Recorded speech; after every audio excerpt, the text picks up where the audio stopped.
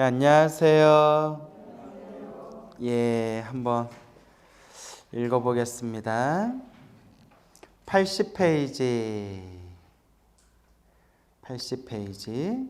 복습 삼아서 한번 읽어볼까요?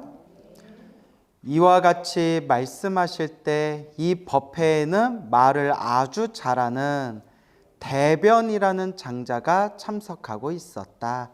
변자가 말자라의 변이라고 했죠? 그는 오래전에 이미 남이 없는 무생법을 얻었고, 무생법 저번 시간에 다 설명드렸죠. 그래서 불생불멸, 공의 깨달음, 공성의 깨달음, 다른 말로 영기법의 깨달음을 얻은 것을 무생법이라고 한다고 했죠.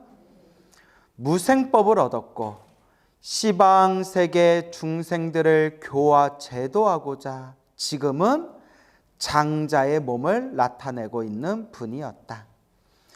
대변 장자는 합장 공경하고 지장보살께 여쭈었다. 지장보살이시여, 이 연부제 중생이 목숨을 마친 뒤에 그의 가족들이 공덕을 닦아주거나 죄를 베풀어 여러 가지 선한 인연을 지어주면 죽은 이가 큰 이익을 얻어 해탈을 할 수 있나이까. 앞에서 계속 나왔던 내용이죠. 근데 앞에서 이미 다 나왔던 내용인데 반복해서 지금 계속 질문하고 대답하고 반복해서 질문하고 대답하고 있어요. 그래서 앞부분의 내용을 잘 이해하면 뒷부분은 저절로 다 뜻이 통한다고 말씀드렸죠. 그래서 여기 앞부분에 다 나왔던 내용이에요. 연부제, 남선부제, 인간세계 중생이 목숨을 마친 뒤에 그의 가족들이, 죽은 사람의 가족들이 공덕을 닦아주거나 죄를 베풀어, 천도제를 베풀어 여러 가지 선한 인연, 좋은 인연을 지어주면 죽은 이가 큰 이익, 그 이익을 얻어 해탈할 수 있나이까. 죽은 사람의 가족들이 대신 공덕을 지으면 죽은 사람이 그 공덕을 받을 수 있겠습니까? 된다 안 된다? 예, 갑자기 안 돼요 하면 또 예? 뜬금없는 거예요. 앞에서 다 된다 했죠. 근데 참 믿기가 어렵다고 했죠. 우리 불교가 인과법이라서 내가 지은 업은 내가 받아야 되는데 내가 공덕을 짓지 못하고 내가 죽었을 때 내 가족들이 나를 대신해서, 죽은 사람을 대신해서 공덕을 닦아주면 크나큰 이익을 받을 수 있다. 그러면 언뜻 생각하면 이 이해가 안 될 수가 있어요. 하지만 거듭 말씀드리지만 불보살님의 가피는 불가사의다. 무엇이다? 불가사의. 헤아릴 수가 없다. 생각으로 헤아릴 수가 없다는 거예요. 그래서 우리 주변에 보면 아미타불 연부를 열심히 하거나 금강경 독송을 열심히 하거나 혹은 법화경 기도를 열심히 하거나 지장경 지장기도를 열심히 하거나 해서 불보살님의 불가사의한 가피로 그런 신비한 가피를 체험하고 또 나와 인연 있는 영가들이 천도된 사례가 굉장히 많아요. 그렇죠? 지금 여기 앉아 계신 분들 중에서도 체험하신 분들이 계세요. 그렇기 때문에 언뜻 중생의 아르마리로만 따지고 볼 것 같으면 이해가 안 될 수도 있지만 제가 늘 말씀드리기를 불보살님의 가피는 무엇이다? 불가사의다. 그러니까 그냥 내가 기도할 뿐, 내가 체험할 뿐이에요. 결국 내가 기도하고 내가 수행하고 내가 체험해야 돼요. 아시겠죠? 자, 그래서 지장경은 머리로 따질 수 있는 경전이 아니라 그냥 믿고 의지하고 기도하고 수행하다 보면 체험되는 세계예요. 결국 누가 체험해야 된다? 자기 자신이 체험해야 된다. 말씀드렸죠? 자, 81페이지로 넘어와서 장자시여, 장자시여, 대변장자시여. 그러니까 대변장자는 이미 답을 알아요, 몰라요? 다 알아요. 중생을 제도하고자 장자의 몸으로 나툰 건데 다 알면서도 누구를 위해서 질문하는 거예요? 그렇죠. 우리 중생들을 위해서 질문해 주는 거예요. 장자시여, 내 이제 부처님의 위신력을 받들어 현재와 미래 모든 중생을 위해 간단히 설명하오리다. 길게 설명하면 책 10권이라도 모자라요. 이제 다행히 어떻게 설명하오리다? 간단히 설명해 주신다잖아요. 그러니까 잘 들어보세요. 장자시여, 현재와 미래의 중생이 목숨을 마칠 때 한 부처님의 명호나 불보살님의 이름을 명호라고 격을 높여 부르죠. 그래서 명호, 아미타불이건 약사열애불이건 서가모니불이건 관세음보살이건 지장보살이건 이렇게 한 부처님의 명호나 한 보살님의 명호나 한 벽지불의 명호만 들어도, 벽지불 앞에서 다 설명 들었죠.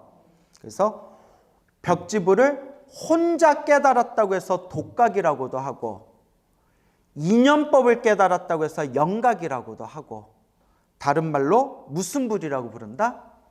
벽지불. 그래서 독각, 영각, 벽지불 다 같은 뜻이다.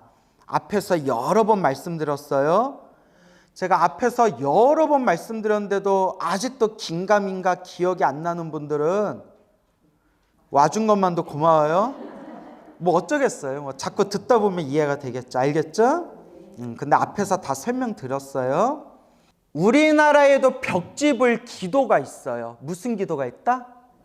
벽지불 기도가 있어요. 무슨 기도일까요? 앞에서 다 설명되는데 무슨 기도? 독각, 독성 기도. 이거 다 얘기했어요, 저 예전에. 기억나요, 안 나요? 나요? 이제 나요? 예, 그래. 이제라도 와줘서 고마워요. 근데 무슨 기도? 독성 기도가 벽지불 기도예요. 근데 독성, 벽지불도 이름이 많을 거 아니에요. 아미타불 있고 약사열애불 있고 서가모니불 있고 비로자나불 있듯이 부처님도 여러 부처님이 있듯이 벽지불, 독성도 여러 벽지불이 있는데 우리가 아는 독성기도 하는 독성님, 벽지불 이름이 누구예요? 나반존자. 그래서 나반존자. 독성기도 아시죠? 그래서 나반존자 하잖아요. 기억나세요? 예, 그래서 뭐 몇 개월 후에 또 잊어먹겠거니 생각은 하지만 그래서 제가 여러분 여기서 보면 이거 메모 열심히 하던데 집에서 봐요, 안 봐요? 안 봐요. 그래요. 뭐 안 보면 어때요? 예, 이렇게 또 이렇게 와서 법문 듣고 있는데, 그죠? 그래요. 여러분 훌륭해요. 그래도 이렇게 부처님 가르쳐 열심히 공부해서 너무 훌륭하세요. 알겠죠? 진짜 훌륭한 거예요. 그렇죠? 우리끼리라도 훌륭하다고 해야죠. 일단 뭐 기억을 하든 못하든 부처님 가르침 꾸준히 공부하는 거는 정말 훌륭한 거예요. 예, 진심이에요. 진심으로 훌륭한 거예요. 근데 이제 조금 외워두면 더 좋겠죠. 그래서 우리 한국에도 벽지불 기도가 있다 없다. 그 벽지불 기도를 한국에서 뭐라 부른다? 독성기도. 그리고 나한기도는 아라한한테 하는 기도고, 독성기도는 벽지불에게 하는 기도예요. 알겠죠? 한 부처님의 명호나 한 보살님의 명호나 한 벽지불의 명호만 들어도, 그러니까 한 부처님의 명호, 그러면 딱 여러분 어느 부처님 생각나요? 석가모니불. 관세음보살은 아직 아니죠. 부처님 중에. 예.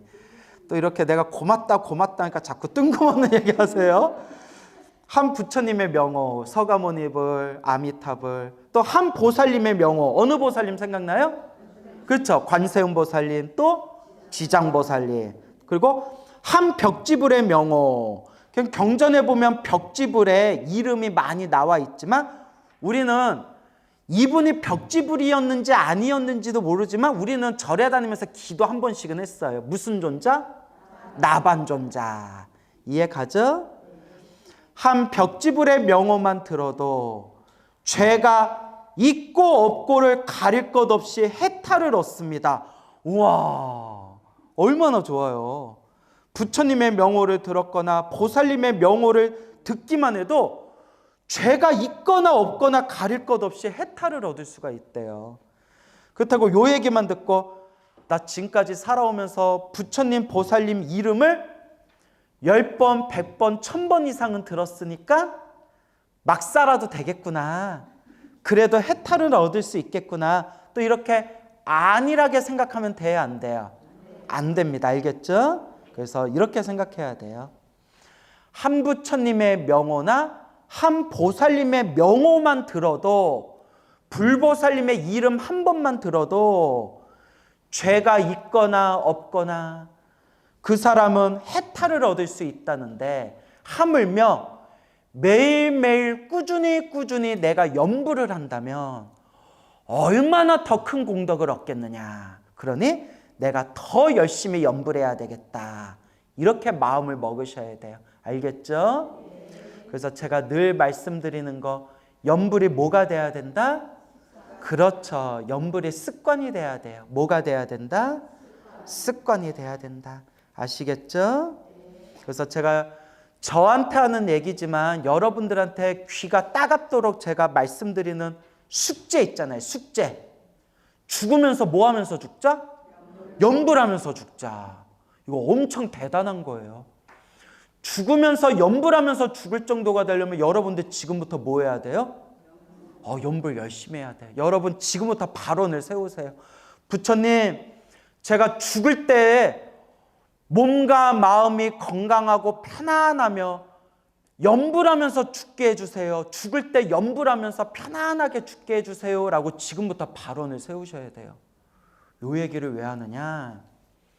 제가 이렇게 지난 과거에 뵀던 노보살님들 중에 막 법문도 많이 듣고 강의도 많이 듣고 절에도 열심히 다녔던 분들 중에, 그렇게 절에 열심히 다니고 법문 듣고 강의 많이 들어도 돌아가실 때쯤에 자리에 몸져 누워서 정신이 왔다 갔다 하시다가 그렇게 힘들게 숨 끊어진 분들을 많이 봤어요. 어디 대학교에, 유명한 대학교의 교수였던 노보살님이 계셨는데 참 후덕하고 좋은 분이었어요. 그분도 그렇게 강의 듣고 법문 듣는 걸 좋아하시는 분이었는데, 소위 말하는 엘리트 출신이잖아요. 대학 교수님이셨는데 말년에 우리 그 코로나 시국 때 치매가 오셔서 그래서 뭐 그냥 정신이 오락가락 하시다가 그렇게 코로나 시국에 그렇게 이제 세상을 떠나신 그런 노보살님도 제가 봤어요. 그런데 평생 염불 기도를 간절하게 하신 분들은 가실 때 곱게 가신대요. 어른들한테 그런 얘기를 많이 들었어요. 염불을 많이 하시고 돌아가실 때까지 항상 염불하시던 분들이 가실 때 곱게 가시거나, 심지어는 당신의 갈 날짜를 미리 가족들한테 말해놓고 가시기 전에 깨끗하게 목욕하고 세상을 떠난 분들도 제법 많대요. 딱 앉아가지고 관세음보살 염불하면서 돌아가신 분들도 제법 많대요. 그래서 여러분, 법문 듣고 강의 듣는 것도 중요하지만 머리로만 이해하는 법문과 강의가 죽을 때 소용이 있더라 없더라? 없어요. 우리나라에서 그렇게 책을 많이 보고 우리나라에서 최고 지식인 스님으로 손꼽혔던 유명한 스님이 계세요. 너무 유명해가지고 제가 힌트조차 못 드려요. 너무 유명해서. 누군지 알쏭달쏭하죠? 근데 그분 아니에요. 알겠죠? 뭐 누구를 생각하든 그분 아니에요. 억지로 생각하지 말고, 일부러 알 필요 없고, 제가 말하려는 건 그분을 비판하려는 게 아니잖아요. 훌륭하신 분이에요. 아주 존경받을 만하고 훌륭하신 분인데, 그분은 그냥 책을 많이 좋아하셨어요. 책 보고 글 쓰고 책 보고 글 쓰는 것만 좋아하셨는데 돌아가실 때 힘들게 돌아가셨대요. 그래서 당신 이제 막 힘들게 임종하면서 당신의 삶이 너무 후회돼가지고 당신 수제자한테 너는 나처럼 살지 말아라. 너는 수행해라. 나처럼 살지 말아라 하셨어요. 제가 이 얘기 왜 하는지 알겠죠? 이게 법문 듣고 강의 듣는 걸로는 해결이 안 돼요. 저도 이렇게 말만 잘해놓고 연불 제대로 안 하면 나 죽을 때 아우아우아우 아우아우아우 하다가 가는 거예요. 아우아우아우 하면 돼요, 안 돼요? 뭐라고 하면서 가야 돼요? 그렇죠. 아미타불 하면서 가야지. 아우아우아우 이렇게 가면 얼마나 억울해요. 제가 우스개로 얘기했지만 얼마나 진지한 이야기인지 아시겠죠? 연불하세요, 여러분. 우리 절집에 절에 열심히 다니면서 나 누구 큰 스님한테 법문 들었다, 누구 큰 스님 밑에서 공부했다, 머리로만 이해하고 입으로만 잘난 체 했던 신도님들 중에 돌아가실 때 깜깜하게 그냥 돌아가신 분들 많아요. 그런 걸 보면서 제가 얼마나 많이 제 자신을 반성했겠어요. 이게 법문 듣고 강의 듣는 거는 해결되는 게 아니에요. 알겠죠? 네, 그래서 참 제가 듣기 좋았던 얘기가, 저한테 오랫동안 제 옆에서 법문을 오랫동안 듣고 강의 들었던 어느 불자님이 있었는데, 그 불자님이 이렇게 얘기하더라고요. 자기도 이절저절 법문도 많이 듣고 강의도 많이 들었는데, 광우 스님 법문 듣는 신도들은 유독 사람들이 점잖고 기도를 많이 해요 이러더라고요. 보니까 아닌 것 같은데 웃자고 한 말이고, 근데 참 듣기에도 기분이 좋더라고요. 광우 스님 법문 꾸준히 듣는 분들은 사람들이 좀 점잖고 기도를 열심히 하는 것 같아요 라는 얘기를 하시더라고요. 여러분 점잖아요? 별로입니다. 농담이고요. 자, 그래서 기도를 열심히 하셔야 돼. 알겠죠? 연불이 뭐가 돼야 된다? 습관이 돼. 그러니까 자꾸 그 노보살님들 중에서도 말버릇이, 언어 습관이 부정적인 분들이 많아요. 그래서 연불이 습관이 돼야 됩니다. 죽을 때 연불하면서 죽어야 됩니다 하면 열심히 하겠습니다. 나무아미탑을 열심히 노력하겠습니다. 이렇게 얘기해야 되는데 그게 말처럼 쉽나? 이렇게. 맞죠? 보살님. 그런 분들이 있어요. 그냥 꼭 말끝마다 보살님 왜 그러세요? 갑자기 왜 감정몰입이 되셨어요? 그러니까 뭐 얘기를 하면 노력하겠습니다. 열심히 하겠습니다. 해야 되는데 그게 말처럼 쉽나? 뭐 그게 한다고 되나? 가만히 보면 그게 딱 언어 습관이 그렇게 부정적인 게 딱 습관이 돼버렸어요. 그러니까 말하다 보면 화딱지가 나요. 그렇죠, 여러분? 그래서 저는 말 부정적으로 하는 사람들하고는 대화 잘 안 해요. 예. 얘기하다 보면 화딱지가 나요. 그러니까 나중에 무슨 생각이 들냐면, 여기 뭐하러 왔냐? 나 그런 생각이 들어요. 여기 뭐하러 왔어요? 여러분들 한마디로 하더라도 연불이 습관이 돼야 됩니다. 여러분, 우리 열심히 연불하면서 죽을 때 연불하면서 죽읍시다. 이러면 나무아미타불 이래야 되는데, 열심히 노력하겠습니다. 관세음보살 믿습니다. 이래야 되는데 그게 되냐 쉽게? 그런다고 못해? 이런 사람들이 있다니까요. 제가 뭘 얘기하려는지 알겠죠? 이게 남 얘기가 아니라 우리 얘기예요. 그러니까 우리 항상 이제 긍정적으로 얘기합시다. 알겠죠? 그러니까 우리 죽으면서도 뭐 합시다? 연불하면서 죽읍시다. 할 수 있죠? 예, 또 속으로 되나? 막 이러고. 자, 그래서 자꾸 하는 수밖에 없죠. 자, 그래서 죄가 있고 없고를 가릴 것 없이 해탈을 얻습니다. 해탈을 얻습니다. 얻게 될 것입니다. 만일 어떤 남자나 여인이 살아생전에 착한 일보다는 죄를 많이 짓고 죽었을 때, 착한 일보다는 죄를 많이 짓고 죽었을 때 그의 가족이나 먼 친척이 복을 닦아 훌륭한 공덕을 지어주며 그 공덕의 7분의 1은 죽은 이가 얻게 되고 7분의 6, 나머지 공덕은 살아있는 사람 스스로 차지가 됩니다. 앞에서 다 나온 거죠. 앞에서 다 나온 거예요. 그러므로 현재와 미래의 선남자 선여인이 이 말을 잘 새겨 스스로 닦게 되면 그 공덕의 전부를 얻을 수 있습니다. 그래서 돌아가신 분을 위해서 공덕을 지으면 7분 중에 6분은 누가 얻고 살아있는 자가 얻고 7분 중에 1분은 누구에게 돌아간다? 돌아가신 분, 영가에게 돌아가게 되고, 중요한 게 저번 시간에도 말씀드렸던 것 같은데, 지금 우리 불자들이 살아있을 때, 지금 살아있을 때 염불하고 마음을 닦고 공덕을 잘 쌓으면, 살아있을 때 잘 닦으면 나 죽은 뒤에도 천도제 지낼 필요 있다 없다? 없대요. 내 공덕으로 이미 좋은 곳에 간대요. 물론 내가 잘 닦고 나 죽은 뒤에도 내 자손들이 나를 위해서 천도공덕을 지어주면 나도 좋고 내 자손들도 좋은 거지만, 나 죽은 뒤에 내 자손이 나를 위해서 49제 천도제 잘 지내주겠지, 이런 거 생각하지 말고 나 살아있을 때 닦아라. 알겠죠? 나 살아있을 때 닦아라. 저는 제가 외아들이에요. 제 외아들이란 얘기 했나요? 예, 제 외아들인데 귀하게 자랐어요. 예, 뭐 생각해보니까 별로 귀하게 자란 것 같지는 않은데 그냥 뭐 어찌어찌 그냥 밥만 먹고 자란 거. 또 이런 얘기하면 우리 엄마가 서운하다겠다 야. 그런데 저는 이제 외아들이니까 이제 우리 아버지, 우리 어머니 돌아가시면 저 죽을 때까지 막 천도제도 지내드리고, 나 죽을 때까지 이렇게 우리 조상님들 천도제도 지내드리겠지만 난 죽으면 없어요. 난 죽으면 나 지내줄 사람이 없어요. 뭐 자식도 없고 지금 제자도 없고.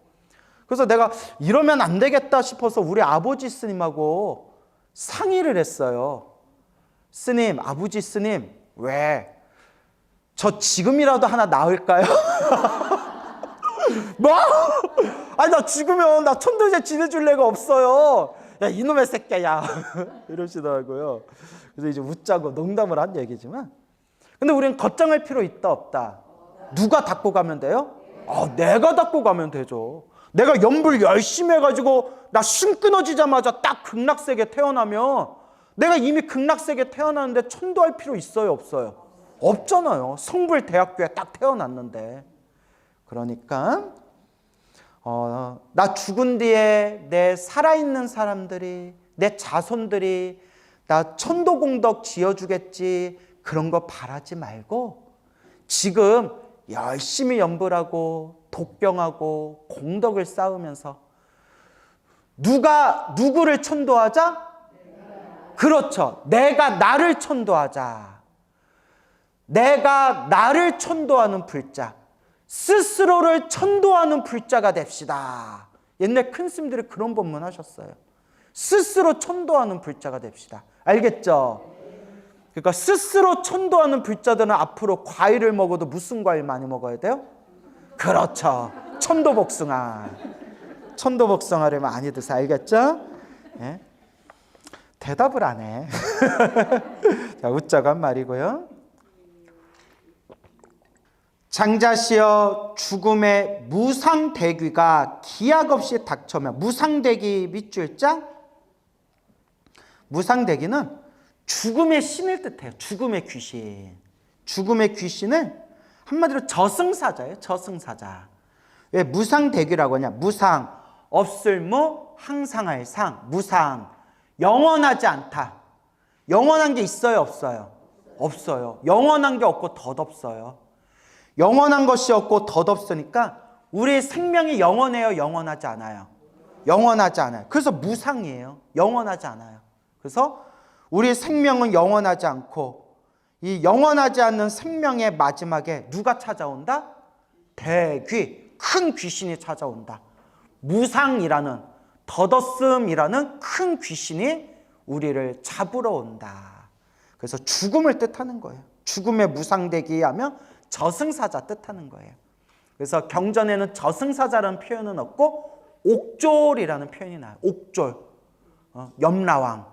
옥졸이 저승의 쇠사슬, 저승의 고리를 우리 몸에 묶어서 질질 끌고 간다. 그래서 죽음의 옥졸, 죽음의 신이 우리 몸을 죽음의 쇠사슬로 꽁꽁 묶어도 걱정할 필요 있다 없다? 뭐라고 외치면 돼요? 예, 나무아미타불, 관세음보살, 지장보살 외치면 그 고리가 산산이 조각난대요. 산산이 조각난대요. 그리고 불교설에 그런 내용이 많이 나와요. 저승사자가 갑시다 라고 할 때 걱정할 필요 없대요. 뭐 하면 돼요? 염불하면 저승사자가 깜짝 놀래가지고 아이고 귀한 분을 저승길까지 저승길 올라가는데 맨발로 걷게 만들 뻔했네요. 기다리세요 하면서 꽃가마를 대령한대요. 염불하는 사람은. 이건 제 얘기 아니에요. 불교설에 나오는 내용이에요. 여러분 염불 열심히 하면 가실 때 뭐 타고 가요? 꽃가마 타고 가요.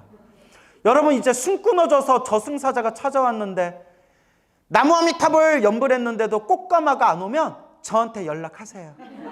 저한테 연락하세요. 근데 밤에 갑자기 연락하면 놀라니까. 그래서 열심히 염불하시면 돼요. 알겠죠? 염불공덕이 최고의 공덕이다. 그러니까 여러분 이 말법 시대에 제가 드릴 말씀이 하나밖에 없어요. 뭐 여러분들 무시하는 건 아니지만 여러분들한테 화엄사상을 얘기한들 여러분들 머리에 다 들어가겠어요? 여러분들한테 뭐 아비달마 불교 철학을 얘기한들, 여러분들한테 중간아파 공사상을 얘기한들, 여러분들한테 육아행, 유식학파의 유식사상에 대해서 얘기한들, 제가 제 머릿속에 있는 걸 다 퍼붓는다 하더라도 여러분들 몇 프로나 그걸 받아가겠어요? 여러분들 무시하는 게 아니라. 그래서 여러분들한테 딱 드릴 수 있는 얘기가 8만대장경 우리가 언제 다 공부하겠느냐. 다행히 우리 부처님이 우리같이 업장 많은 중생들을 위해서 자비한 방편의 손길을 우리들에게 준비해 주셨다. 그냥 뭐만 열심히 해라? 그냥 염불만 열심히 해라. 염불 열심히 해서 저 성불대학교 극락세계 태어나기만 하면 아미타 부처님한테 직접 8만대장경을 쪽집게 강사마냥 부처님께 직접 배울 수가 있다는 거예요. 이게 다 경전에 나오는 말씀이에요. 그래서 여러분 법문 듣고 강의 듣는 것도 중요하지만 법문만 듣고 강의만 듣는 것은, 머리로만 불교를 이해하는 것은 죽음이 코앞에 닥칠 때 힘을 쓸 수가 있다 없다? 힘을 못 쓴대요. 그러니까 평생 책 보고 머리 똑똑하다, 총명하다, 지식인이다, 엘리트다라고 소리 들었던 스님이나 불자님들도 마지막에 숨 끊어질 때 막 손발을 휘저으면서 가시는 분들이 많아요. 그런데 천수경이 뭔지도 모르고 금강경이 뭔지도 모르고 법화경이 뭔지도 모르는데 그냥 부처님만 믿습니다 하고 관세음보살, 지장보살, 아미타불 염불하시다가 평생 그냥 무식하다는 소리 들었던 노보살님들 중에서도 그냥 오로지 부처님만 믿고 염불하다가 당신 죽을 날짜 딱 왔을 때 딱 앉아가시고 나무 아미타불, 관세음보살, 지장보살 염불하면서 앉으면서 딱 숨 끊어진 불자님들이 의외로 많다니까요. 참 놀랍죠. 그래서 제가 이러한 수많은 가피 이야기와 영험 이야기를 보면서 법문 듣고 강의 듣는 것도 중요하지만 법문 듣고 강의 듣는 걸로는 죽음이 무상대귀가 코앞에 닥쳤을 때 힘을 쓴다 못 쓴다? 힘을 쓸 수가 없다.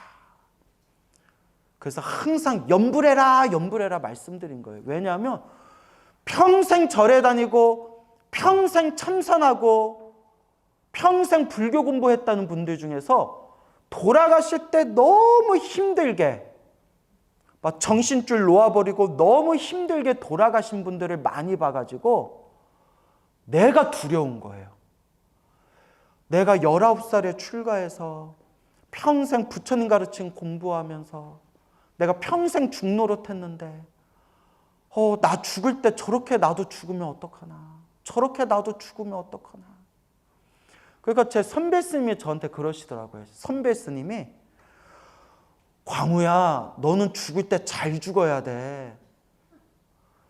수많은 불자들이 네 법문 듣고 불교 신자가 되고 기도 열심히 하고 광우 스님 법문 듣고 스님 법문을 스승으로 삼아서 기도하는 불자들이 많다는 얘기를 내가 엄청 많이 들었는데 스님 죽을 때 벽에 똥칠하고 죽거나 이상하게 죽어봐.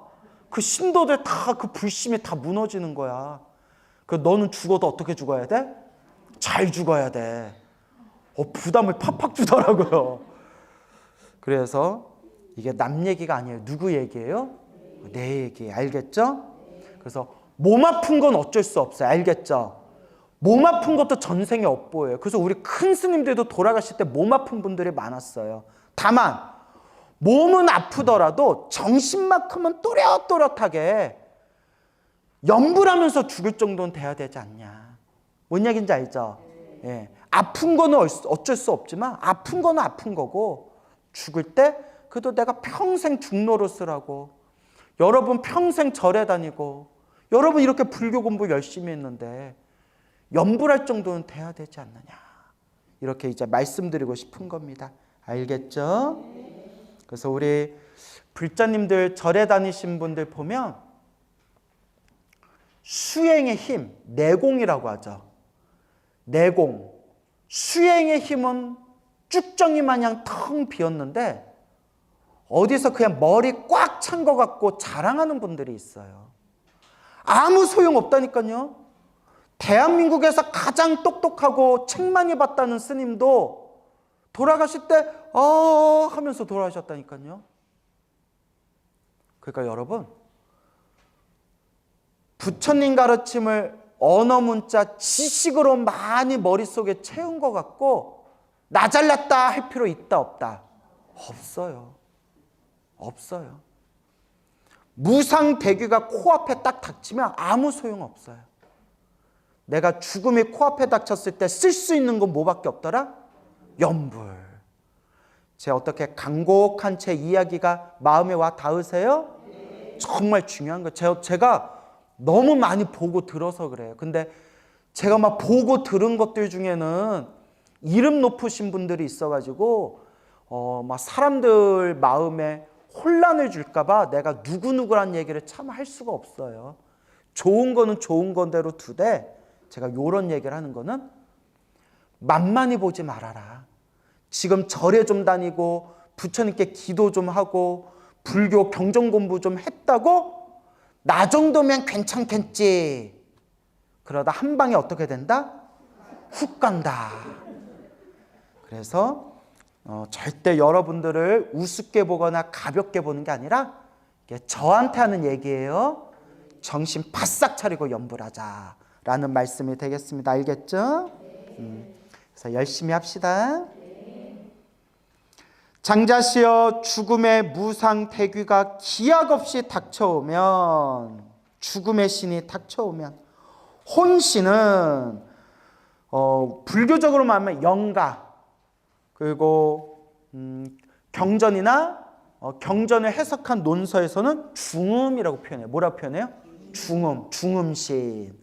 근데 이제 지장경은 약간 중국 사람 입맛에 맞춰서 만들어진 경전이에요. 그래서 중국 사람들은 혼신, 혼백이라는 표현을 많이 쓰거든요. 그래서 혼신이라고 표현한 거예요. 순수 불교적인 표현으로 쓰면 중음신이라고 표현한 게 더 정확하고 한국식 표현을 쓴다면 무슨가? 영가. 알겠죠? 근데 그 말이 그 말이에요.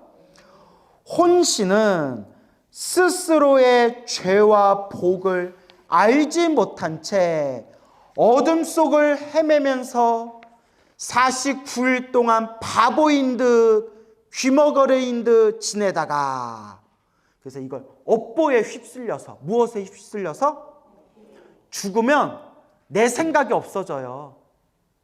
내 생각은 없어지고 없이 오로지 업보에 휩쓸려서 이 49일 동안 바보인 듯 귀머거리인 듯 이렇게 어떤 분이 뭐라고 표현하면 꿈을 꾼 듯. 꿈에서 여러분들 마음대로 행동해요? 못해요? 못하잖아요. 꿈에서 내가 꿈인 줄 모르고 꿈의 경계에 막 휩쓸리잖아요. 그와 같이 꿈속에 비몽사몽 꿈속의 경계에 휩쓸리듯 업보에 휩쓸려서 49일 동안 떠돌게 된다. 그래서 심판을 받게 된다. 그래서 제가 말씀드렸죠? 죽어서 7일 만에 몸 받는 경우도 있고 21일 만에 몸 받는 경우도 있고 49일 만에 몸 받는 경우도 있다. 그렇죠? 그리고 정말 선업을 많이 지은 사람은 죽자마자 중간 과정 없이 바로 좋은 곳에 태어나고, 악업을 많이 지은 사람도 중간 과정 없이 죽자마자 바로 악한 곳에 떨어지고, 근데 업보가 애매할 때는 3일 만에 몸을 받는 경우도 있고 7일 만에 몸을 받는 경우도 있고 21일 만에 몸을 받는 경우도 있고 49일 만에 몸을 받는 경우도 있고, 또 이제 후대 불교설에 의하면 49일 만에도 몸을 못 받으면 100일 만에 못 받는 경우도 있고, 100일 만에 몸을 못 받으면 1년 만에 몸 받는 경우도 있고, 1년 내에도 몸을 못 받으면 3년 만에 몸 받는 경우도 있더라. 그래도 몸을 못 받는 경우에는 구천을 떠돈다. 저승을 떠도는 영가가 돼서 저승을 떠돈다 라고 하는데, 영가가 몸을 못 받아서 저승을 떠돈다, 구천을 떠돈다 라는 것은 이미 몸을 받은 거래요. 무엇으로 몸 받았다? 그렇죠. 악귀로 몸 받았다. 이미 귀신 몸을 받은 거래요. 이미 귀신 몸을 받아서 갈 곳 없는 이 귀신 몸을 받은 이 귀신들이 나 천도 좀 해다오, 나 천도 좀 해다오 하면서 누구한테 제일 많이 갈까요? 자손한테. 그 아니라 앞에서 다 말씀드렸잖아요. 자손한테, 나한테 인연 있는 자손한테 막 들러붙는다는 거예요. 그래서 집안에 안 좋게 돌아갔거나 객사를 했거나 그러니까 자살을 했거나, 특히 자살한 영가들이 그렇게, 그래서 자살을 한 집안에서는 깨서 자살하는 사람들이 나온대, 자손 중에. 그런 얘기 들어봤죠? 내가 예전에서 이 법문하니까 맞아요 스님, 저희 집이 그랬어요. 스님 저희 어떡하면 좋아요? 뭘 어떡하냐, 이미 공부했지 않냐, 뭐 하면 된다? 연불하고 독경하면 되잖냐. 또 여유, 그리고 매년 조상님들을 위해서 백중기도 올리고, 좀 경제적인 여유가 있으면 천도제도 올리고. 근데 중요한 거는 누가 기도하는 게 중요하다? 내가 기도하는 게 중요하다. 이미 다 말하지 않았냐. 그렇기 때문에 이렇게 49일 동안 헤매게 된다. 그런데 바보인 듯 귀머거려인 듯 마치 꿈결 속에서 꿈속의 경계에 휩쓸리듯이 업에 휩쓸려서 이렇게 다닌다는 거예요. 그래서 큰 스님들이 꿈에서도 연불할 정도가 중요하다는 거예요. 어디서도 연불할 정도? 꿈에서도 꿈에 막 실치한 듯 휩쓸리다가 꿈에서 연불해야지 하고 딱 연불하듯이, 저승길을 가다가도 연불이 습관이 된 사람은 저승길을 가다가도 순간 뭐 해야지? 연불해야지 하는 순간 저승길에서 불보살님이 나타나서 나를 딱 제도해 주신다는 거예요. 죽은 뒤에도 부처님의 가르침을 되새기고 죽은 뒤에도 연불을 하거나 주문을 외워라.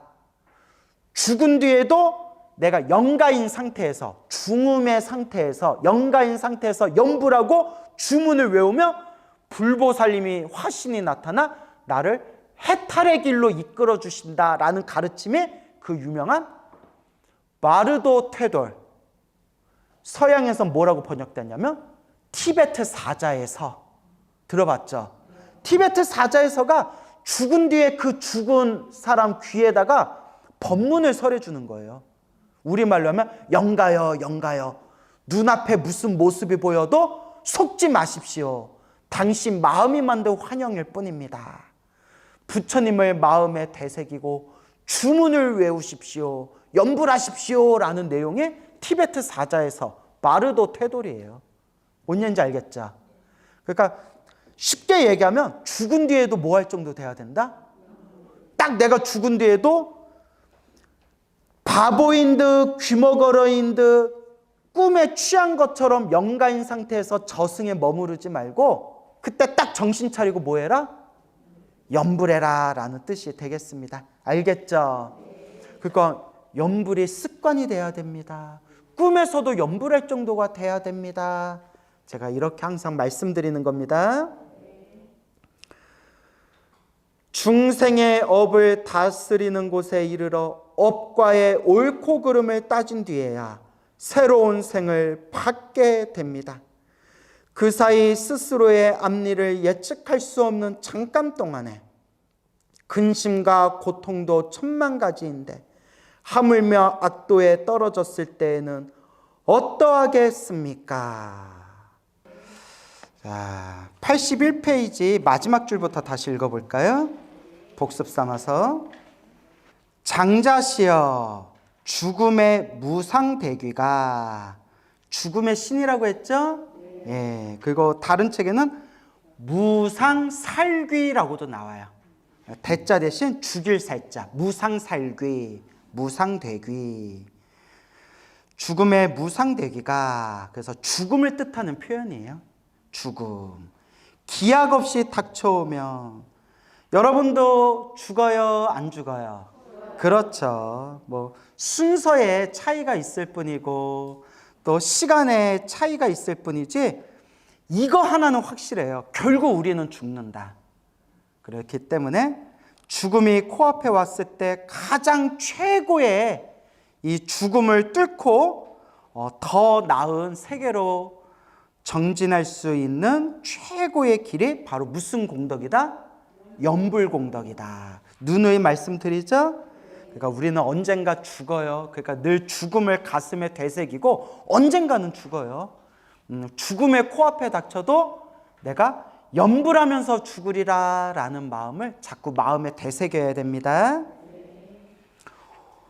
혼신은 스스로의 죄와 복을 알지 못한 채 어둠 속을 헤매면서 49일 동안 바보인 듯 귀머거리인 듯 지내다가, 왜 바보인 듯 귀머거리인 듯 지낸다고 했죠?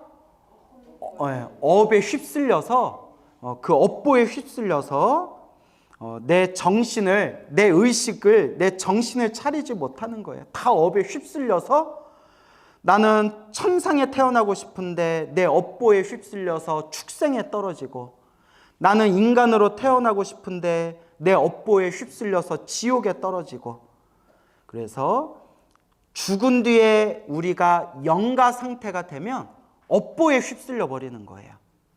그래서 내가 죽은 뒤에 지금 이렇게 말하고 생각하고 떠들고 판단하는 능력이 사라져요.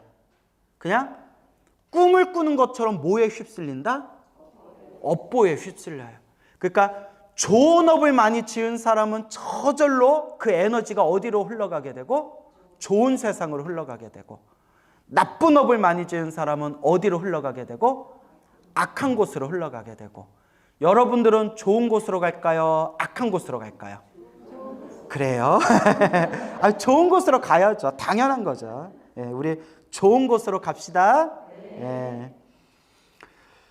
자, 49일 동안 바보인 듯 귀머거리인 듯 지내다가 중생의 업을 다스리는 곳에 이르러, 중생의 업을 다스리는 곳, 불교설화에서는 염라대왕 업경대, 염라대왕 앞에 딱 선다는 거예요. 불교설화로 치면 중생의 업을 다스리는 곳에 이르러, 그 업경대에서 내가 지은 모든 업보가 좋은 일이든 나쁜 일이든 다 그 업경대, 그 거울에 내 업보가 다 비춘다는 거예요.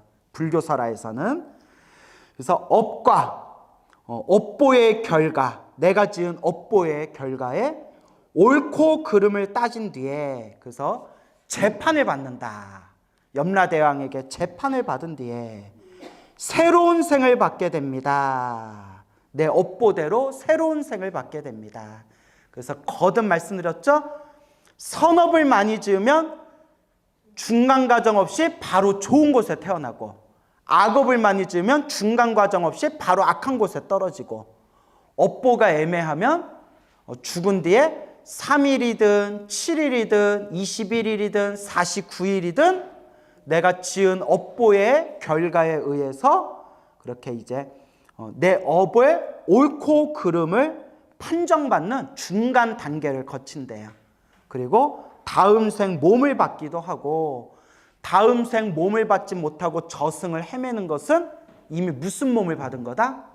아귀, 귀신 몸을 받은 거다. 뭐 이제 이런 내용이 우리 불교 책을 보다 보면 나와요. 그 사이 스스로의 앞니를 예측할 수 없는 잠깐 동안에 근심과 고통도 천만 가지인데, 그 사이 우리가 죽은 뒤에 새로운 몸을 받기까지 그 사이 중간 단계, 이걸 중유라고 한다고 했죠. 중유, 그 다음에 중음신, 중유, 그래서 중음신, 그 중간 그 사이에 스스로 앞니를 예측할 수 있다 없다? 없죠. 뭐 어디로 떨어질지, 어떤 재판을 받을지, 어떤 결과가 나올지 예측할 수가 없는데, 그 잠깐 동안에도 근심과 고통이 천만 가지인데, 하물며 어디에 떨어졌을 때? 악도. 악도하면 우리가 보통 무슨 도라고 부르죠? 사막도, 지옥, 악귀, 축생. 하물며 사막도에 떨어졌을 때 어떠하겠습니까? 사막도에 떨어졌을 때 어떠하겠습니까? 우리가 자꾸 나쁜 짓을 저지르는 게, 첫째, 윤회를 안 믿어요. 사막도를 안 믿어요. 인과업보를 안 믿어요. 그죠? 안 믿으니까 나쁜 짓 하는 거예요. 믿으면 나쁜 짓 해요, 못해요? 하기는 하더라고요. 왜냐면 습관이 있어서. 머리로는 이제 다음 생에 나 어떡하지 하고 머리로는 이제 믿기는 믿는데, 그동안 지은 나쁜 습관 때문에 막 욕도 하고 남 때리기도 하고 순간 분노에 휩쓸려서 입에 담을 수도 없는 얘기도 하고, 그런데 그래도 습관에 휩쓸려서 좀 못된 짓을 하기는 해도 인과법, 다음 생에 이 업보를 내가 받는다라는 걸 딱 100% 믿게 되면 적어도 크게 나쁜 짓은 안 한다는 거예요. 뭔 얘기인지 알겠죠? 크게 나쁜 짓은. 그러니까 여러분들 절에 열심히 다녀도 입으로 나쁜 업 지을 때 있어요, 없어요? 다 있잖아요. 아니 지장경 믿고 윤회를 믿는데 왜 입으로 나쁜 업 지어요? 습관 때문에. 그죠? 탐욕과 성냄과 어리석음에 순간 휩쓸려서 습관 때문에 나쁜 짓을 저지르지만, 적어도 그래도 어떤 업은 짓지 않아요? 크게 나쁜 짓은 안 하잖아요. 맞죠? 그래서 우리가 나쁜 짓을 저지르는 게 바로 윤회, 인과법을 믿지 않아서 그렇고, 두 번째가 인과법을 믿고 윤회를 믿고 내가 지금 이렇게 나쁜 짓을 지으면서 살아가면 사막도에 떨어질 텐데, 지옥 가기 축생에 떨어질 텐데 라는 걸 머리로 알기는 아는데도 그래도 막 나쁜 짓을 저지르는 이유는, 머리로는 알겠는데 피부에 안 와닿아서 그래요. 그래서 아파봐야 정신 차린다. 들어보셨죠? 뭐 아파봐야 정신 차리지. 아유, 저 망해봐야 정신 차리지. 인생 한번 크게 한번 당해봐야 정신 차리지. 그러니까 내가 지금 이렇게 막 살면 나 다음 생에 지옥 가기 축생에 떨어질 텐데 이거 어떡하지? 라고는 알아요. 그런데도 밤이면 밤마다 막 나쁜 짓 하고, 알면서도 낮이면 낮마다 자기 막 그냥 욕심대로 살아가고, 머리로는 내가 이렇게 살면 사막도 떨어질지도 모르는데 라고 알고 신도들한테도 막 그렇게 법문을 하지만 뭐 하지는 않아요? 피부로 와닿지가 않으니까 뭐 어떻게든 되겠지, 이런 아니란 생각이 일어나는 거예요. 동감하시죠?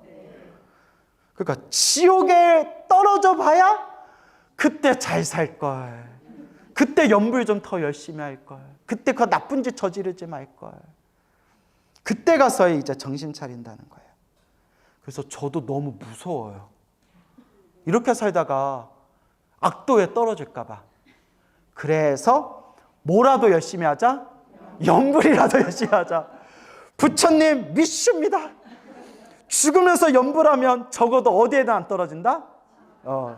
또 지옥 이러신다. 내가 이제 지옥하라고 표현하지 말고 뭐라고 표현하라고 했어요? 사막도. 여러 번 얘기했죠. 지금 또 이거 벌써 100번째 얘기한다. 뭐 여러분 지옥하고 웬 수위졌어요? 그러니까 지옥이라고 해도 되지만 지옥이라는 표현보다는 어떤 표현이 더 정확하니까? 사막도, 악도. 악도하면 지옥을 얘기하는 게 아니라 지옥, 악귀, 축생. 왜 그러냐면 지옥에는 안 떨어진다 하면 어디에는 떨어질 수 있다는 거예요? 악귀하고 축생에 떨어질 수 있다는 거잖아요. 뜻이 너무 협소해지잖아요. 그러니까 내가 정확하게 좀 표현하자고. 알겠죠? 그래서 어디에는 안 떨어진다? 사막도, 지옥, 악귀, 축생에는 안 떨어지고, 아미타경, 무량수경, 관무량수불경이라는 정토 삼부경에 보면 아무리 악한 짓을 저지른 중생도 진실한 마음으로 염불을 하면 극락세계 태어날 수 있대요. 이런 법이 어디 있어요? 아무리 못되게 살아도 진심으로 뉘우치고 간절하게 염불을 한 번이라도 제대로 염불하면 어디에 태어날 수 있다? 극락세계 태어날 수 있대요. 저는 믿어요. 저는 믿습니다. 그러니까 여러분들도 막 살아도 돼요. 그냥 막 살고 죽을 때 뭐 하면서 죽으면 돼요? 아미타불 하면 극락세계 태어나요. 알겠죠? 그렇다고 막 살면 안 되고, 제가 우쩍 한 얘기인지 아시죠? 이렇게 항상 공덕을 짓고 마음을 잘 닦고 그러면서 이제 염불을 꾸준히 해야 된다. 아시겠죠? 자, 그래서 악도에 떨어졌을 때는 어떠하겠습니까? 너무 무서워요. 지옥, 악귀, 축생 너무 무서워요. 축생으로 떨어져도 주인 잘 만나면 또 괜찮을 것 같아요. 그죠? 제가 아는 신도님들, 그 개 키우고 고양이 키우는 신도님들 이렇게 보면 아이고 내 새끼 내 새끼, 아이고 내 자식 내 자식 이래요. 예? 그래서 저기 뭐 남편 거사님이 그러세요. 내 생일은 잊어먹는데 강아지 생일은 챙긴대요. 그런 얘기 들으셨죠? 그래서 그리고 남편이 출출해가지고 여보 나 라면 하나 끓여줘 하면 당신이 먹어 피곤해 죽겠는데 발이 없어 손이 없어 이런데요. 그래놓고 딱 이렇게 시계 보고 아이고 우리 똘똘이 우리 여기 통조림 먹자 하고 딱 하고 통조림 뜯어주고 그러는 거. 그런 경우가 있대요. 그래서 나 같으면 같이 못 살 것 같아요. 나 또 이럴 것 같아요. 야 내가 걔보다도 못하냐? 그래서 어느 거사님이 인터넷에서 봤는데 너무 화딱지가 나서 부인한테 그랬대. 내가 걔보다도 못하냐? 이랬더니 부인이 뭐라는지 아세요? 인간아 얼마나 못났으면 걔한테 질투하냐 이러더래요. 야, 이 정도면 같이 못 살죠. 여러분 그래요 안 그래요? 그래요? 그러면 안 되죠. 남편이 좋아요? 키우는 개가 좋아요? 약간 분위기가 대답이 그래요. 이제 웃장한 얘기예요. 예, 그래요. 근데 인터넷에서 봤는데 그런 내용 많이 나오잖아요. 아버지가 애들한테 너 개 데려오면 강아지 데려오면 나 당장에 내가 쫓아낸다 이래놓고 강아지 데려오면 며칠 후에 강아지 제일 좋아하는 사람이 누구다? 아버지래요. 밤늦게 들어가면 남편이고 애들이고 다 자고 있는데 삐삐삐 하고 이렇게 비밀번호 누르고 딱 이렇게 집에 들어가면 졸린 눈으로 꼬리 흔들면서 방 앞 그 문 앞에서 기다리고 있는 거 누구밖에 없더라? 걔밖에 없더래요. 막 눈물 난다. 이래서 내가 결혼을 안 하지. 자, 웃자간 얘기예요. 이제 제가 하고 싶은 얘기는 축생으로 태어나도 복 없는 축생은 개고깃집 끌려가고 복 없는 중생은 키우다가 길에다 버려버리고 복 없는 축생은 평생 길고양이로 덜덜 떨면서 사는데 복 많은 축생도 복이 많은 축생은 좋은 주인 만나서 평생 호의호식하다가 죽는다는 거예요. 그죠? 유산도 받아요? 개가? 그럼 그거 어디다 쓰냐? 개 빼딱이 먹나? 근데 최고로 복 많은 축생이 뭔지 아세요? 불자 주인을 만나는 축생이 제일 복 많은 축생이에요. 주인이 염불하고 금강경 읽고 기도할 때 그 앞에서 염불 소리 한 번이라도 듣고 주인이 금강경 읽고 싶을 때 옆에서 금강경 소리 한 번이라도 들은 그 축생은 다음 생에 좋은 몸을 받는데요. 이게 불교 설화에 나와요. 49제도 지내줘요. 뭐 지내준 건 전 좋다고 봐요, 여러분. 예, 왜냐하면 나와 인연 있는 중생을 좋은 곳으로 천도시켜 주는 거잖아요. 그러니까 저는 축생, 내가 키우던 축생을 저기 49제 천도제 지내주는 것도 좋다고 봐요. 그것도 중생 제도잖아요. 예, 그래서 저 아는 불자님이 얘기해 주셨는데, 고양이를 키웠는데 고양이가 평소에는 이렇게 가까이 안 오다가 딱 앉아서 금강경 독송하면 슬그머니 그 무릎 위에 올라온대요. 그리고 30분 동안 금강경 읽을 때까지 30분 동안 계속 듣고 있다가 금강경 마치면 귀신같이 스르르 무릎 밖에서 나와서 저 지 방에 가서 쉬고 있대요. 그거 희한하죠.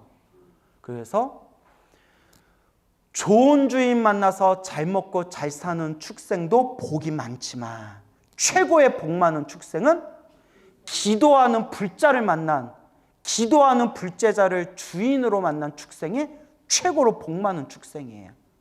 그래서 여러분 이렇게 개나 고양이나 이렇게 키울 때 항상 축원을 해주세요. 내가 이렇게 너 잘 키워주고 너를 위해서 내가 염불하고 기도해줬으니까 다음 생 좋은 몸 받아서 부처님께 은혜 갚아라. 따라해보세요. 다음 생 좋은 몸 받아서 부처님 은혜 갚아라. 그리고 내 은혜도 갚아라. 그래서 개나 고양이 내 자식처럼 잘 키우면 다음 생이건 다다음 생이건 효자 효녀로 태어나서 반드시 보답한대요. 근데 이제 무서운 진실이 뭐냐? 잘 키워놓고 버리면 그 업도 누가 받아요? 자기가 받는. 그러니까 불자 인과법을 알면 키우던 걸 못 버려요. 나중에 다음 생이건 다다음 생이건 복수를 하게 된대요. 무섭죠? 불교 설화에 그런 내용이 많이 나와요. 그래요. 그러니까 그런 것들을 우리가 한번 생각해 볼 필요가 있어요. 그래서 축생으로 태어나는 건 불쌍하지만 축생으로 태어나도 어떤 축생이 있더라? 복이 많은 축생들이 있더라. 이제 그 말씀을 드리는 거예요. 여러분들도 다음 생에 사람으로 태어나든 혹은 하늘색에 태어나든 어떤 몸으로 태어나야 된다? 복 많은 중생으로 태어나야 돼요. 더 정확히 말하면 복만 있으면 안 돼요. 복과 지혜를 갖춘 불자로 태어나야 돼요. 최고로 좋은 거는 극락에 태어나는 게 제일 좋아요. 성불대학교 극락세계 태어나는 게 제일 좋고, 극락세계 안 태어날 거면 적어도 뭐하고 뭐는 갖춰야 된다? 복과 지혜를 갖춰야 된다. 알겠죠? 죽은 이는 아직 새로운 생을 얻지 못하고 있는 49일 동안 모든 혈육과 친척들이 복을 지어 구원해 주기만을 간절히 바라다가 그날이 지나면 마침내 업에 따라 과보를 받게 됩니다. 죽은 이는 새로운 생을 얻지 못하고 49일 동안 저승에 머무르면서 혈육과 친척들이 복을 지어 구원해 주기만을 바란다고 되어 있죠? 이러지 말라는 거예요. 지장경을 제대로 배운 이제 우리 불자들은 누가 천도해야 된다? 내가 천도해야 된다. 스스로 천도하는 불자가 되자는 거예요. 알겠죠? 그래서 나 죽은 뒤에 내 자손들이, 나와 인연 있는 살아있는 사람들이 나를 천도해 주지 않으려나, 천도해 주지 않으려나. 그거 기다리지 말아라. 지금 부처님 법 만났을 때 내가 내 스스로 천도해야 된다. 알겠죠? 얼마나 이게 중요한 겁니까? 그래서 내가 우리 아버지한테도 얘기했지만 우리 아버지 스님하고 우리 어머니는 복이 많은 분이에요. 내가 죽을 때까지 매년 천도제 올려줄 거예요. 내가 죽을 때까지. 예. 그리고 가봐야 아는데. 일단 마음은. 예. 그래서 나중에 아버지 스님한테 여쭤보려고요. 스님, 나중에 아버지 스님 천도제 올릴 때 어머니하고 위패 같이 올려도 돼요? 따로 올려요? 따로 올리면 천도제비가 2배로 드는데. 예? 나중에 한번 여쭤봐야죠. 근데 우리 아버지 성격에 따로 올려라 이럴 것 같은데. 자, 이제 우쩍한 얘기예요. 예. 자, 그래서 누가 스스로 천도하자? 내가 내 스스로 천도하자. 알겠죠? 그날이 지나면 마침내 업에 따라 과보를 받게 됩니다. 그날이 지나면 마침내 업에 따라 과보를 받게 됩니다. 그가 만일 죄 많은 이라면 1100년을 지나도록 해탈할 날이 없을 것이요. 죄가 많으면, 업보가 두꺼우면, 나를 위해서 누가 공덕을 지어주지 않으면 뭐 할 날이 없다? 해탈할 날이 없을 것이다. 오 무간죄를 지어 대지옥에 떨어지면, 무간지옥에 떨어지면, 오 무간죄 앞에서 다 설명 들었어요? 앞에서 다 설명 들었으니까 앞부분에 다 나와요. 오 무간죄를 지어 무간지옥, 대지옥에 떨어지면, 무간지옥을 다른 말로 아비지옥이라고 해요. 그래서 가끔 불자님들이 무간지옥이 따로 있고 아비지옥이 따로 있다 착각하는 분들이 있는데, 무간지옥이랑 아비지옥이랑 같은 지옥이에요. 그래서 가장 무시무시한, 쉴 틈이 없는 가장 무서운 지옥을 무간지옥, 아비지옥이라는 거예요. 알겠죠? 그 애들이 막 이렇게 못된 짓 하거나 막 더러운 짓 하면 아비비 이러죠. 그게 그런 짓 하면 어디에 떨어진다? 아비지옥에 떨어진다. 이제 이런 뜻이 다 있는 거예요. 어디 가서 얘기하지 마세요. 어디 가서 절대 얘기하지 마세요. 그 우리끼리만. 천겁만겁토록 고통이 끊일 사이가 없습니다. 그래서 무간이에요. 고통이 끊어진다 안 끊어진다? 어슬무 사이간, 고통이 사라질 사이가 없다. 얼마나 고통스럽겠어요. 천겁만겁 고통이 끊을 사이가 없습니다. 그래서 불교설화에 보면 지옥에 한 번 쉴 때가 있대요. 뭐 할 때?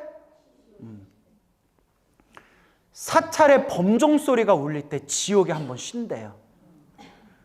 요 휴식 타임. 그래서 이렇게 스님들의 범종을 치면서 이 종소리 널리 널리 울려서 이 종소리 듣는 모든 중생 괴로움에서 벗어나기를 나무아미타불 하고 연불하면서 범종을 치면 그 범종 소리가 울려 퍼질 때 지옥의 중생들이 쉴 수가 있대요. 불교설에 그런 내용이 나와요. 알겠죠? 자, 그래서 이렇게 천겁만겁 동안 고통이 끊일 사이가 없습니다. 또한 장자시여 이러한 죄업 중생이 죽은 뒤에 혈육과 친척이 죄를 베풀어, 천도제를 베풀어 그의 선업을 도와줄 때, 대신 공덕을 주어줄 때, 자 여기에 제식을 마치기 전이나 천도제를 마치기 전이나 제를 지내는 동안에는 쌀뜨물이나 나물 등을 함부로 땅에 버리지 말 것이며 모든 음식을 부처님과 스님들께 올리기 전에는 먹지 말아야 합니다 라고 돼 있죠. 그래서 부처님과 제를 마치고 부처님과 스님들께 공양을 올리기 전에 먼저 먹으면 된다 안 된다? 안 된다. 대신 오해하지 마세요. 뭐 음식이 상했나 안 상했나 뭐 이렇게 공양 올리기 전에 확인하려고 맛보는 건 상관없어요. 그러니까 의도를 알겠죠. 공경하는 마음으로 부처님과 스님들에게 공양을 올린 걸 다 마치기 전에는 먼저 먹지 말아라. 그러니까 복 짓는 마음, 공경하는 마음을 뜻하는 거예요. 그리고 쌀뜨물이나 혹은 뭐 뜨거운 물 같은 걸 함부로 버리지 말래. 왠지 아시죠? 벌레들이 죽을까 봐. 그래서 사찰에는 물 버리는 곳이 따로 있었대요. 그런 얘기도 있고. 나물도 음식을 함부로 땅에 버리지 말라 했죠? 근데 반대로 제를 마치고 나면 따라해보세요. 헌식, 베풀헌, 바칠런데 베풀런, 줄헌. 음식을 주는 게 있어요. 헌식이라고.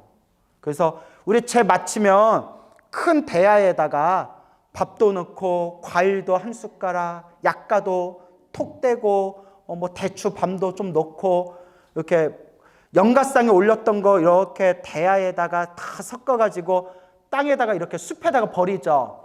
그래서 이게 보면 따라해보세요. 아귀들도 배고픈 귀신, 아귀들도 축생들도 배불리 먹고 발보리 심하라.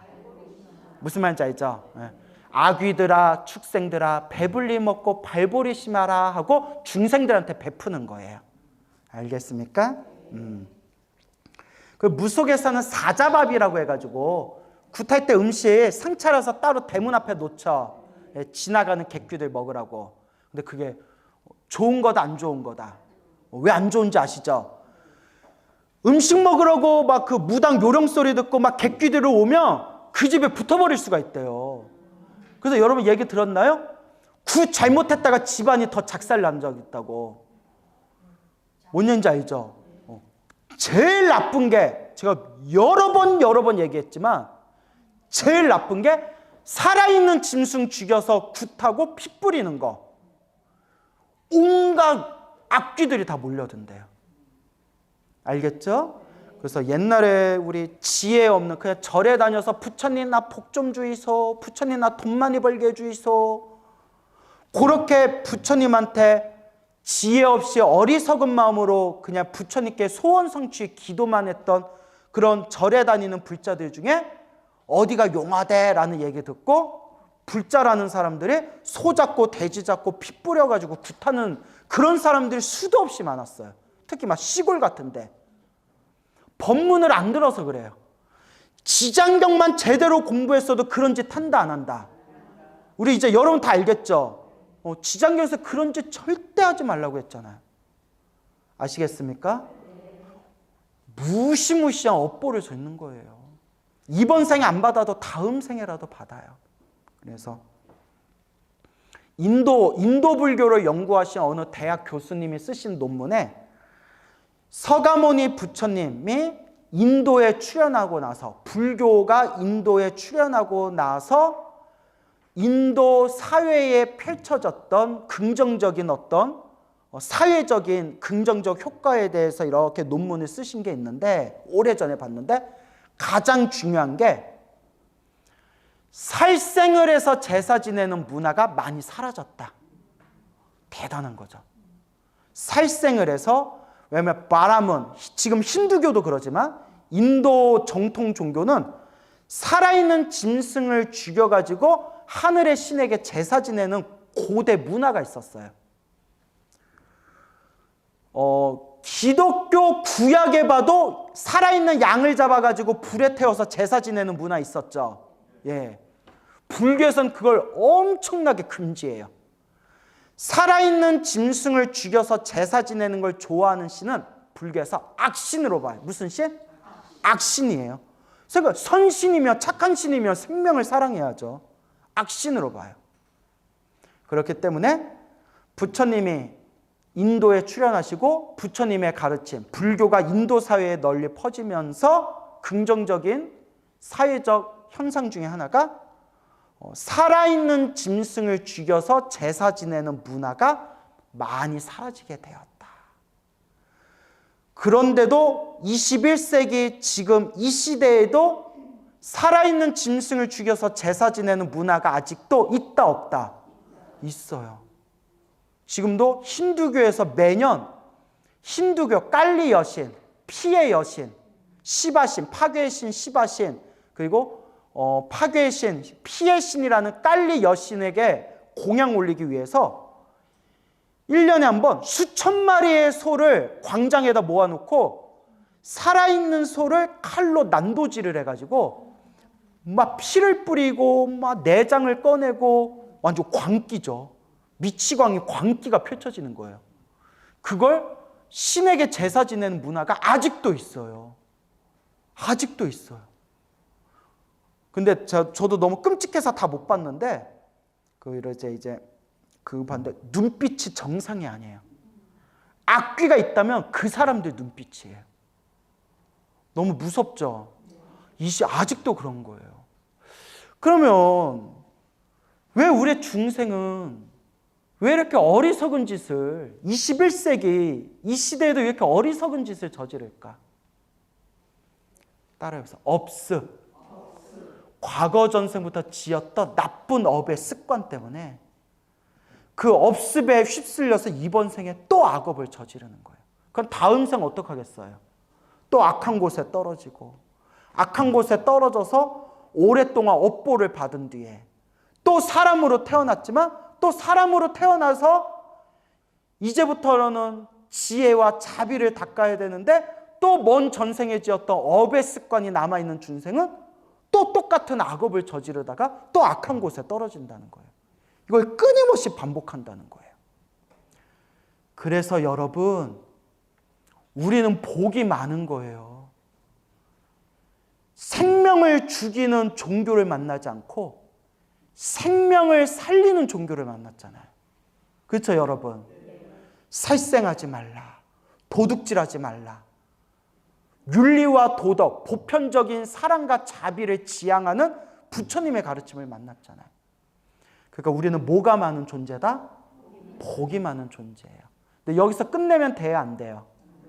그래서 사람으로 태어나 부처님 법을 만났을 때 뭐 해야 된다? 잘 닦아야 한다. 이번 생 잘 닦으세요. 대답을 잘하시네. 자, 그래서 한번 쭉 읽어볼게요. 이러한 죄업 중생이 죽은 뒤에 혈육과 친척이 죄를 베풀어 그의 선업을 도와줄 때 제식을 마치기 전이나 죄를 지내는 동안에는 쌀뜨물이나 나물 등을 함부로 땅에 버리지 말 것이며 모든 음식을 부처님과 스님들께 올리기 전에는 먹지 말아야 합니다. 그러니까 다른 의미가 아니라 공경하는 마음. 어떤 마음? 공경하는 마음. 그래서 중요한 게 스님들도 천도제 제 지낼 때 정성껏 지내줘야 돼요. 그렇죠? 제가 많이 들었는데 신도님들 중에 이렇게 돌아가신 분을 위해서 내가 해드릴 게 뭐가 있나, 그 슬픈 마음과 추모하는 마음을 갖고 절에 가서 다 제를 지내는데 사찰의 종업원이나 직원, 사찰의 직원이나 혹은 제를 지내는 스님이 너무 성의 없게 해가지고 정내미가 떨어지는 경우가 많대요. 그런 얘기 많이 들었어요. 신도님들하고 제가 대화를 많이 나누다 보면. 그래서 불심이 깊은 신도님들은 그러려니 내가 부처님 때문에 왔지, 내가 뭐 스님이나 직원 때문에 왔나, 이런 경우가 있고, 좀 불심이 약한 분들은 그날 이제 사찰 종무소 뒤집어 버리는 거예요. 내가 우습게 보여! 막 이러면서. 근데 이제 그분들 입장에서는 또 이해가 가요. 너무 성의 없게 지내버리니까. 그런 경우가 있고, 어느 불교 방송 직원이 있었는데, 불교 언론 쪽 불교 방송 직원이 있었는데, 아버지가 돌아가셨는데 이름 되면 엄청나게 유명한 사찰에 가서 너무 자세 말하는데 조계종은 아니었어요. 근데 조계종 말고 이름 되면 알만한 엄청난 유명한 사찰하면 확 좁아지죠. 거기까지. 저를 욕하는 건 아니니까. 근데 조계종 아니다라는 것만으로도 벌써 조금 여러분이 생각하는 거기 아니에요? 유명한 절에 갔는데 어머니가 그쪽 종단 신도였대요. 너무 성의가 없고 직원이 너무 성의 없고 자꾸 돈 얘기를 하더래요. 얼마를 더 내면 뭘 더 해주고, 얼마를 더 내면 독경을 더 해주고, 막 이런 거 있잖아요. 근데 어머니는 오랫동안 신도니까 예, 가족들하고 상의해 보겠습니다. 근데 이 불교 방송 직원이 너무 열받아서 나 사실 불교 언론 직원이다, 나 아무개 어느 부서 직원이다 했더니 깜짝 놀라더래요. 좀 밑보이면 안 되잖아요. 그러더니 너무 잘해주더래요. 그런데 정내미가 떨어지더래요. 예, 그래서 그럼 왜 거기서 지냈냐? 이렇게 또 우리 유명한 사찰에 정말 제 정성껏 지내주는 데도 있고, 또 스님들 중에서 기도 열심히 하는 스님들 중에서는 천도제를 또 아주 정성껏 지내주는 데가 많잖아요. 근데 왜 거기 가서 했냐? 어머니가 거기 오래된 신도라서요. 그래서 어머니 맞춰드리려고 그랬죠. 뭐 이런 얘기가 있었어요. 그래서 제가 하고 싶은 얘기는 신도님들도 절에 와서 스님들한테 사찰에 공경하는 마음이 있어야 되지만 스님들도 좀 정성껏 제를 지내줘야 되고, 뭔지 알죠? 직원들도 좀 친절하게 해줘야 된다. 서로가 좀 서로 그렇게 마음을 잘 맞춰야 된다. 근데 세상이 또 마음 같아요? 그렇죠. 마음 같지가 않죠. 그래서 그런 또 어려움이 있는 것 같아요. 그렇죠, 여러분? 그러니까 이런 꼴 저런 꼴 보기 싫으면 그냥 여러분 살아있을 때 누가 천도해라? 그냥 여러분이 천도하세요. 알겠죠? 그러니까 저처럼 연불 열심히 해가지고 연불공덕으로 그냥 극락 가버리세요. 그러고 싶어요? 하겠습니다. 이렇게 얘기하시면 돼요. 알겠죠? 만일 이를 어기고 먼저 먹거나, 아유 치사해, 좀 먼저 먹었다고도. 근데 이제 무슨 마음을 말하려는 거예요? 공경하는 마음. 먼저 먹거나 정성을 다하지 않으면 죽은 이가 복의 힘을 얻지 못하게 됩니다. 반대로 정성을 다하여 깨끗하게 만든 음식을 부처님과 스님들께 올리면 죽은 이는 공덕의 7분의 1을 얻게 됩니다. 라고 말씀하고 있습니다. 그러니까 뭐 하는 마음? 공경하는 마음. 오늘 여기서 마치겠습니다.